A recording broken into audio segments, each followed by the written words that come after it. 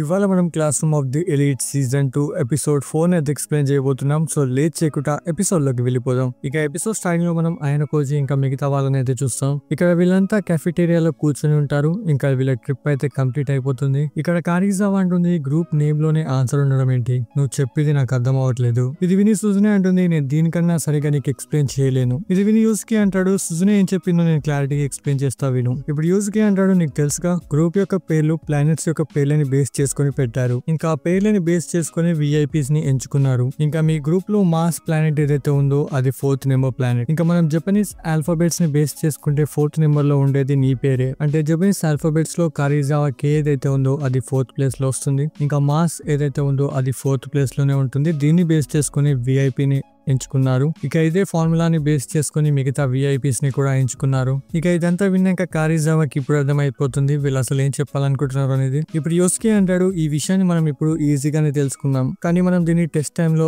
అసలు తెలుసుకోలేకపోయాం. కానీ రూయన్ అయితే దీన్ని ఈజీగా కనిపెట్టాడు. ఇక దీన్ని బట్టి చూసుకుంటే తన క్లాస్ మొత్తం రూయన్ చెప్పిందే వింటారనుకుంటా. ఇది విని ఆయన కొంచెం మనసులో అనుకుంటాడు, ప్రతి ఒక్కరికి ఒక లిమిట్ ఉంటుంది. ఇక ఇది అయిపోయిన తర్వాత వీళ్ళందరినీ మనం క్లాస్ లో చూస్తాం. ఇప్పుడు మిస్ అంటుంది, మీ సెకండ్ సెమిస్టర్ స్టార్ట్ అవ్వబోతుంది.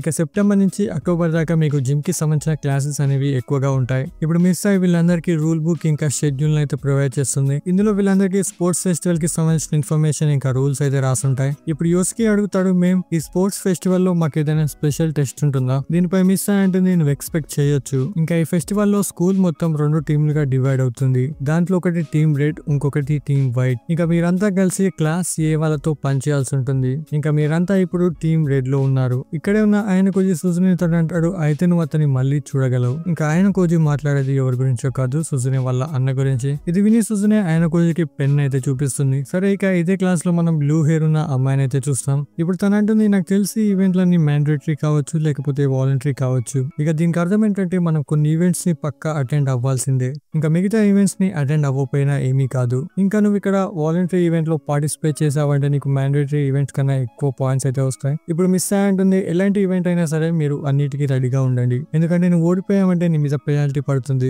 ఇప్పుడు ఈకే మేంతో అడుగుతాడు, మీరు ఈ బోనస్ పాయింట్స్ గురించి కొంచెం ఎక్స్ప్లెయిన్ చేయరా? దీనిపై మిస్ అంటుంది, ఎవరైతే ఈవెంట్ లో బాగా పర్ఫార్మ్ చేస్తారో వాళ్ళకి బోనస్ పాయింట్స్ అనేవి వస్తాయి. ఇంకా ఈ బోనస్ పాయింట్స్ వాళ్ళ నెక్స్ట్ రిటర్న్ ఎగ్జామ్ లో యాడ్ అవుతాయి. ఇది విని ఆయన కొంచెం మనసులో అనుకుంటాడు, ఇది వినడానికి బాగానే ఉంది, కానీ దీంట్లో కూడా ఏదో ఒక ట్విస్ట్ ఉండొచ్చు. ఇంకా ఇక్కడ మనకి ఈ విషయం కూడా తెలుస్తుంది, తక్కువ స్కోర్ చేసిన 10 మంది స్టూడెంట్స్ కి అయితే వాళ్ళకి పెనాల్టీ తగులుతుంది. ఇది విని వీళ్ళంతా బాధపడతారు. ఇప్పుడు మిస్ అంటుంది, ఎవరైనా 10 మంది స్టూడెంట్స్ ఈ టెస్ట్ లో తక్కువ స్కోర్ తెచ్చారంటే వాళ్ళకి రిటర్న్ ఎగ్జామ్ లో కూడా 10 పాయింట్స్ అనేవి మైనస్ అవుతాయి. ఇంకా మనకి తెలుస్తుంది ఈ టెస్ట్ లో మొత్తం 13 ఈవెంట్స్ అయితే ఉన్నాయి. ఇంకా ఆ ఈవెంట్స్ ని వీళ్ళు ఒకటే రోజు కంప్లీట్ చేయాలి. ఇప్పుడు మిస్ అంటుంది, ఈ స్పోర్ట్స్ ఈవెంట్ రోజు మొత్తం ఉంటుంది. ఇంకా ఆ రోజు మీ అందరి ఎబిలిటీస్ ని టెస్ట్ చేస్తారు. ఇంకా దీంట్లో ఒక్కొక్క స్టూడెంట్ ఒక్కొక్క ఈవెంట్ లో పార్టిసిపేట్ చేయాల్సి ఉంటుంది. ఇక దీని తర్వాత మనం ఆయన కోచి ఇంకా సుజనే అయితే చూస్తాం. ఇప్పుడు సుజనే అంటుంది, ఇంతకు ముందు టెస్ట్ లో మనం ఏదో ఒకటి చేసి ఈజీగా పాస్ అయ్యాం, కానీ ఈ ఎగ్జామ్ చూస్తే చాలా కష్టంగానే ఉంది. ఇప్పుడు ఆయన కోచి అంటాడు, ఈ స్పోర్ట్స్ టెస్ట్ ఏదైతే ఉందో అన్ని ఎగ్జామ్స్ కి డిఫరెంట్ గా ఉండబోతుంది అనుకుంటున్నా. ఇది విని సుజనే అంటుంది, నీకు అలా అనిపిస్తుందా? కానీ నాకు తెలిసినంత వరకు ఈ టెస్ట్ కూడా అన్ని టెస్టులు లాగానే దీంట్లో క్లాస్ గెలిస్తే పాయింట్స్ ని గెలుస్తుంది, లేకపోతే లూజ్ అవుతుంది. దీనిపై ఆయన కోచి అంటాడు, ఒక విధంగా నువ్వు చెప్పింది రైటే,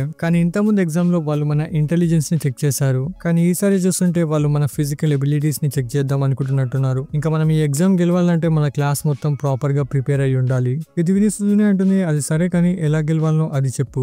ఇది విని ఆయన కోజీ అంటాడు, అయితే నువ్వు షార్ట్ కట్స్ ని వెతుకుతున్నావా? అలాగైతే నువ్వు మిగతా స్టూడెంట్స్ ని రానివ్వకు, లేకపోతే వాళ్ళని డ్రాప్ అవుట్ చేయి. ఇంకా నాకు తెలుసు నీకు గెలవడం అంటే ఎంత ఇంపార్టెంట్ అని. ఇది విని సుజనే అంటుంది, అయితే నువ్వు పాత స్టెప్స్ ని ఫాలో చేస్తావా? దీనిపై ఆయన కోజీ అంటాడు, అవును, నేను అలాగే చేస్తా. ఇక ఇంకో వైపు మనం సూడోన్ అయితే చూస్తాం. తనంటాడు, మీరు అందరూ అసలు ఎందుకు టెన్షన్ పడుతున్నారు, నేను ఒక్కనే క్లాస్ మొత్తాన్ని గెలిపించగలను. ఇంకా తనంటాడు, నేను అన్ని వాలంటరీ ఈవెంట్స్ లో పార్టిసిపేట్ చేస్తాను. ఇక తను చెప్పిన మాటని ఇక్కడ ఉన్న వాళ్ళందరూ కూడా అగ్రీ చేస్తారు. ఇప్పుడు సుజనే అంటుంది, అందరూ ఒకసారి నేను చెప్పింది వినండి, మన క్లాస్ లో ఉన్న స్టూడెంట్స్ ఏ ఈవెంట్ లో బాగా పర్ఫార్మ్ చేస్తారో వాళ్ళని అందులోనే వేద్దాం. ఇంకా మిగిలిన మ్యాండేటరీ ఈవెంట్స్ ఏవైతే ఉన్నాయో అవి గురించి ఆలోచిద్దాం. ఇక నా ఒపీనియన్ లో ఈవెంట్ లో బాగా పర్ఫార్మ్ చేసే స్టూడెంట్ ఇంకా అస్సలు పర్ఫార్మ్ చేయని స్టూడెంట్ ని ఒక దాంట్లో వేద్దాం. దీనిపై షీనో అంటుంది, నువ్వు చెప్పింది బాగానే ఉంది, కానీ మన గ్రూప్ లో అసలు పర్ఫార్మ్ చేయని స్టూడెంట్స్ సంగతి ఏంటి? ఇప్పుడు ఈకే అంటాడు, దీని వల్ల మనకి ఎక్స్ట్రా బోనస్ పాయింట్స్ రావు. ఇక ఇక్కడే ఉన్న మిగతా స్టూడెంట్స్ అంటూ ఉంటారు, సుజనే యొక్క ప్లాన్ అంతగా బాగాలేదని. ఇప్పుడు సుజనే అంటుంది, ఇలా చేయడం వల్ల మనకి పెద్దగా లాస్ ఏమీ ఉండదు. ఇప్పుడు ఈ అమ్మాయి అంటుంది, మనం కనుక ఈ ప్లాన్ ప్లాన్ ని యూస్ చేసామంటే మనం ఎక్స్ట్రా బోనస్ పాయింట్స్ ని గెలవలేం. దీనిపై సుజనే అంటుంది ఆ బోనస్ పాయింట్స్ కేవలం టాప్ 3 లో వచ్చిన వాళ్ళకే వస్తాయి. ఇంకా అయినా కానీ నీకు నమ్మకం ఉందా నువ్వు టాప్ 3 లో వస్తావని? ఇక ఇది వినగానే షీనో సైలెంట్ గా కూర్చుంటుంది. ఇక ఇది అయిపోయినాక కారీజావా అని తెలియస్తుంది. తనంటుంది నేను సుజునే యొక్క ప్లాన్ ని అగ్రీ చేయను.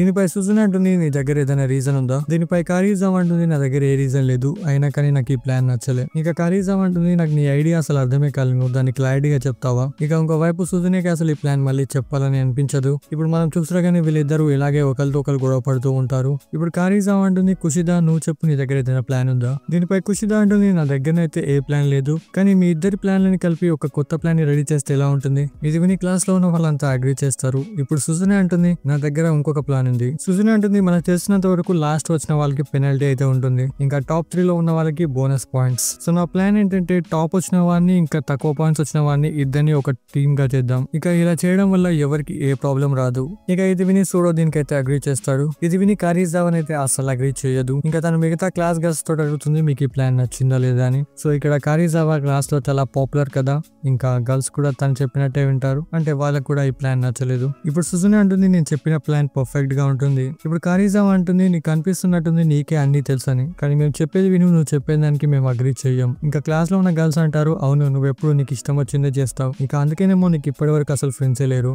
ఇప్పుడు యోస్కే అంటాడు మీ గొడవ అసలు ఇక్కడతో అయిపోదు కానీ ఓటింగ్ ఇచ్చేద్దాం. ఇక ఇది విని మిగతా వాళ్ళు కూడా అగ్రీ చేస్తారు. ఇక్కడ యోస్కే అంటాడు సుజునే ప్లాన్ ప్రకారం సుజునే సెలెక్ట్ చేసిన దాని ప్రకారం అందరూ స్టూడెంట్స్ ఈవెంట్స్ ని సెలెక్ట్ చేసుకోవాల్సి ఉంటుంది. ఇంకా కారీజావా ప్రకారం ఎవరికైతే ఏ ఈవెంట్ నచ్చుతుందో వాళ్ళు అందులో పార్టిసిపేట్ చేయొచ్చు. ఇప్పుడు ఇక్కడ సుజునేని ఓట్ చేసే వాళ్ళైతే వాళ్ళ హ్యాండ్స్ రేస్ చేస్తారు. ఇక్కడ సుజునే ఆయన కోజిని అడుగుతుంది నీ హ్యాండ్ ని పైకి లేపని, కానీ ఆయన కోజి విండు. ఇక్కడ సుజునేకి టోటల్ 10 నోట్స్ అయితే వస్తాయి. ఇక సుజునే అయిపోయిన తర్వాత కారీజావా టర్న్ అయితే వస్తుంది. ఇక్కడ కారీజావాకి ఓట్ చేస్తానికి గర్ల్స్ అందరూ తన చేతులను అయితే పైకి లేపుతారు. ఇంకా ఇక్కడ కూడా కోఎన్జీ ఇంకా ఆయన కోజి సైలెంట్ గానే ఉంటారు. ఇక ఇది అయిపోయినాక మనకు తెలుస్తుంది సుజునే దీంట్లో 10 నోట్స్ తో గెలిచింది. ఇంకా కారీజావాకి 8 ఓట్స్ వచ్చాయి. ఇక ఇది అయిపోయిన తర్వాత మనం కారీజావాని ఇంకా ఆయన కోజిని అయితే చూస్తాం. ఇక్కడ కారీజావా అంటుంది నువ్వు ఎలాగైతే చెప్పావు నేను అలాగే చేశాను, ఇంకా నాకు చెప్తావా నువ్వు అసలు ఇదంతా ఎందుకు చేయమన్నావు? సో ఇక్కడ మనకు తెలుస్తుంది ఆయన కోజి కారీజావాకి క్లాస్ లో మెసేజ్ చేస్తాడు సుజునే చెప్పిన ప్లాన్ కి అగ్రీ చేయకని. ఇంకా తను ఇది కూడా చెప్తాడు నువ్వు కుషిదాని సజెషన్ అడగని. ఇంకా దాని ప్రకారమే కారీజావా కుషిదాని అయితే అడిగింది.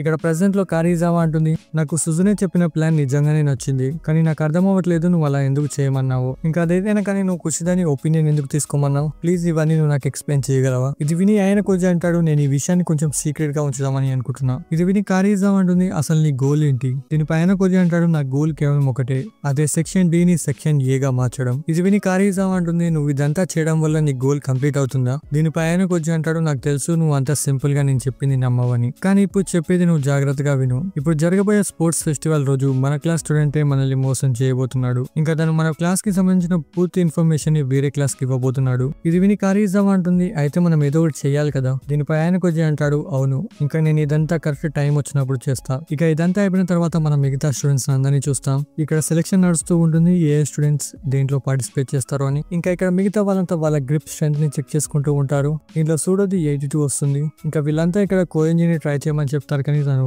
ట్రై చేయడు. ఇక ఇది విని సూడోదిని ఆయన కోజికి అయితే ఇచ్చేస్తాడు. ఇప్పుడు ఆయన కోజి అంటాడు యావరేజ్ గ్రిప్ స్ట్రెంత్ ఎంత? దీనిపై సూడో అంటాడు నాకు తెలిసినంత వరకు 60 ఉండొచ్చు. ఇంకా ఆయన కోజి మనసులో అంటాడు గ్రిప్ స్ట్రెంత్ లో 2 మసిల్స్ యూజ్ అవుతాయి. ఇక ఇలా చెప్పి ఆయన కోజి దాన్ని 60 కానీ ఆపేస్తాడు. ఇంకా తను అంటాడు చూడండి నాకు దగ్గర ఇంతే స్ట్రెంత్ ఉంది, కానీ మనకు తెలిసినంత వరకు ఆయన కోజికి దీనికన్నా ఎక్కువ స్ట్రెంత్ ఉంది. ఇప్పుడు యోస్కి అడుగుతాడు నీ స్ట్రెంత్ ఎంత వచ్చింది? దీనిపై ఆయన కోజి అంటాడు 60. ఇది విని యోస్కి అంటాడు నువ్వు ఎంతైతే కనిపిస్తావో దానికంటే స్ట్రాంగ్ గానే ఉన్నావు, ఎందుకంటే నార్మల్ గా అందరికి 40 నుంచి 50 ఉంటుంది, కానీ నీకు 60 వచ్చింది. ఇదంతా విని ఆయన కోజి ఆలోచిస్తూ ఉంటాడు అయితే నేను అనుకున్న దానికంటే ఎక్కువ ప్రెస్ చేశాను, సర్లేక దీని తర్వాత రిజల్ట్ వస్తుంది ఎవరెవరు దేంట్లో పార్టిసిపేట్ చేస్తారని. ఇక్కడ మనకు తెలుస్తుంది సూడో అన్నిట్లలో పార్టిసిపేట్ చేస్తున్నారని. ఇక మిగతా వాళ్ళకేమో వాళ్ళకి సంబంధించిన అయితే వస్తాయి. ఇక ఇది అయిపోయిన తర్వాత మనం ఈవినింగ్ టైం అయితే చూస్తాం. ఇక్కడ అంతా ప్రాక్టీస్ చేస్తూ ఉంటారు. ఇప్పుడు ఇక్కడే ఒక అమ్మాయి సుజునే తోటి అంటుంది నువ్వు నాకన్నా చాలా స్పీడ్ గా పరిగెత్తుతున్నావు, అందుకే నువ్వు కొంచెం స్లోగా వెళ్ళు. దీనిపై సుజునే అంటుంది నేనెందుకు స్లోగా వెళ్ళాలి, నువ్వే ఫాస్ట్ గా రా. ఇక ఇది అయిపోయిన తర్వాత సుజునే పక్కకు వెళ్ళి అయితే కూర్చుంటుంది. ఇప్పుడు ఇక్కడికి ఆయన కోజి వస్తాడు.